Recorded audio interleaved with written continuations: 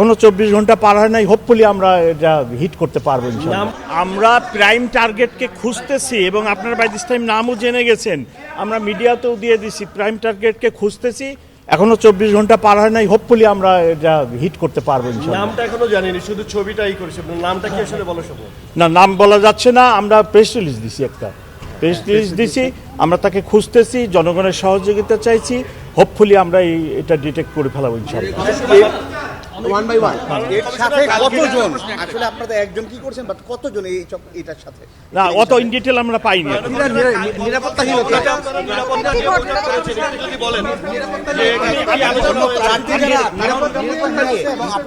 আমি যতটুকু বলার বলছি, কালকে আপনারা যমুনাতে মিটিং করে